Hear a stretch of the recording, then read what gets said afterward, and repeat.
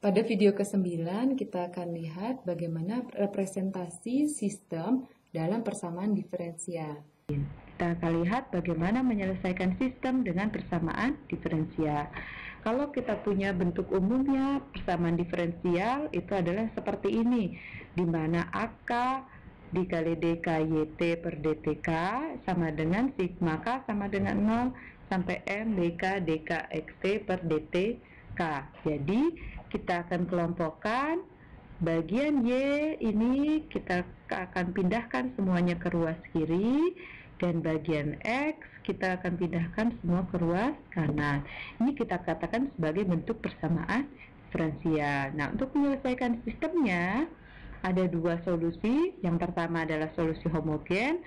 Solusi homogen, cara mendapatkannya adalah dengan membuat semua masukan XT dan turunannya menjadi sama dengan 0. Jadi kata kuncinya di sini bahwa semua masukannya, semua XT gitu ya, dan turunannya sama dengan 0. Atau dengan kata lain, kalau dalam bentuk persamaan umumnya, kita buat nilai yang ini, nilai sebelah kiri, yang ini semuanya, nilai sebelah kanannya, ini ya semuanya, itu kita buat sama dengan 0 gitu ya.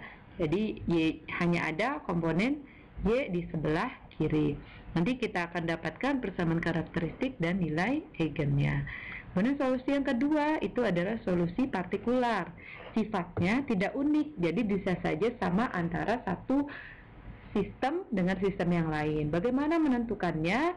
Kita lihat dari bentuk sinyal masukan. Kita akan asumsikan bentuk sinyal masukan itu sama dengan sinyal keluaran. Misalnya sinyal masukannya itu sama dengan 1 gitu ya, maka solusi partikularnya itu kita tuliskan sebagai C, konstanta C gitu ya. Kemudian kalau ada T, maka kita tuliskan C1T ditambah C2 dan seterusnya. Nah, untuk menyelesaikan solusi partikular, yang kita lakukan adalah mencari nilai C gitu ya. Jadi nanti kita cari nilai C, berapa C1, C2 dan seterusnya. Oke, sehingga nantinya solusi total dari persamaan tersebut, kalau dari persamaan diferensial itu kita tulis YT, solusi totalnya itu adalah solusi homogennya YHT misalnya ya, ditambah solusi partikularnya YPT. Jadi nanti kita jumlahkan solusi homogen dan solusi partikular sehingga menjadi solusi totalnya. Oke. Nah, keluaran dari sebuah sistem yang dinyatakan oleh persamaan diferensial YT itu merupakan penjumlahan dari dua komponen. Jadi ada dua komponen yang menyusun persamaan diferensial. Yang pertama, komponen yang hanya terkait dengan kondisi awal, dan yang kedua adalah komponen yang terjadi akibat dari sinyal masukan XT. Nah, komponen yang terkait dengan kondisi awal ini ya tadi kita katakan sebagai respon natural. Jadi belum ada masukan di dalamnya. Yang terjadi naturalnya seperti apa gitu ya. Atau di beberapa literatur dikatakan sebagai respon zero input. Kemudian yang kedua, respon natural tidak melibatkan solusi partikular. Jadi respon natural bisa sama saja kita artikan ini sama saja dengan, bisa saja ya kita artikan karena tidak menyangkut solusi partikular gitu ya, maka bisa saja kita artikan sebagai solusi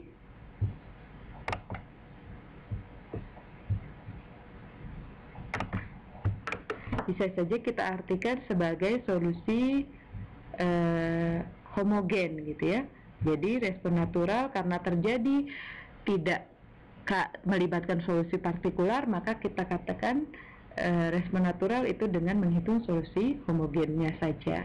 Dan yang kedua yaitu adalah komponen sinyal yang terjadi karena sinyal masukan, atau kita katakan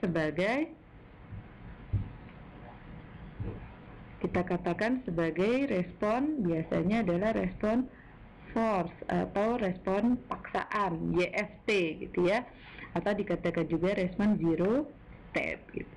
Seperti itu. Nah, Respon force itu sama saja dengan solusi total atau solusi komplit pada persamaan diferensial. Jadi ada solusi homogennya dan ada solusi partikularnya. Jadi kalau kita tuliskan respon natural ini hanya solusi homogen.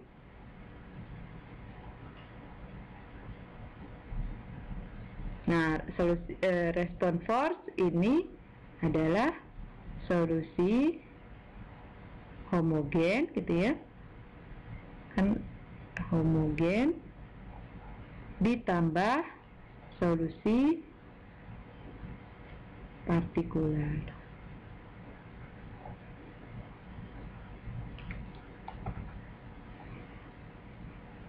Nah, ini kita tuliskan YN, sehingga keluaran komplitnya atau keluaran totalnya dari suatu sistem itu adalah YNT, respon naturalnya ditambah dengan respon force.